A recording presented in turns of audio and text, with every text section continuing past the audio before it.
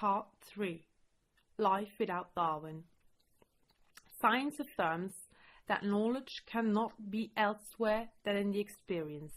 It is true, but the science has deleted the whole internal experience of the man, with his conscience in favor of the external one. Nevertheless, it does not understand the misunderstanding it has generated. In fact, if it completely destroys the subject of knowledge, then there is consequently no knowledge that might arise from its method. It is in fact only ever the subject get to know, never the object. In Darwin, it is completely missing a definition of the concept of time, without which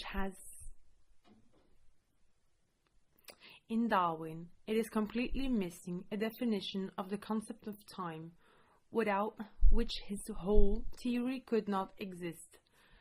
Two forms in proximity to each other are placed by thought, and only by thought, one as a cause of the other, one as a succession of the other, while intrinsically, ontologically, they are not at all.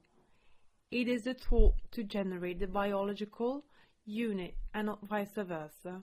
The thought pre-exists in its physical support, and indeed it determines it by himself.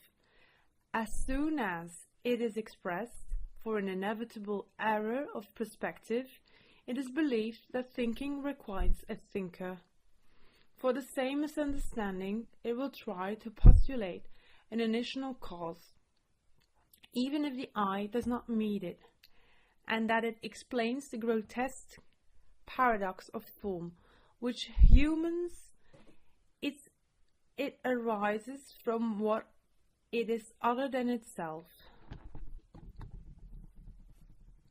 A species cannot evolve from another species if it is already in that, coeval and coalescing. It is now clear that even before there is an organic unity called species, cell, life, it must exist before, in thought, an idea of this. Since the derivation and the temporal consequence of life from life, it is an extension of the idea of cause, which is innate. It is clear that life is determined by a cognitive mental activity over individual, from what has been said to be extended thinking. Life is like an immense plowed field. On this earth, it images that are planted, seeds of different plants. Some sprout every year, others every 2 years, others after several years, and so on. Psychically, if we should look this field for a year without having seen the other years, it would appear in a very different way to how we might see it the following year, because next year it will sprout new plants, others disappear. It appears to us some plants have become extinct, others generated from nothing. This will be the impression if we ignore that under the earth there are all the seeds of all plants, and the earth there is the information of each plant that from time to time appears, disappears and reappears, now visible, now invisible. But in the earth is the whole information. For an error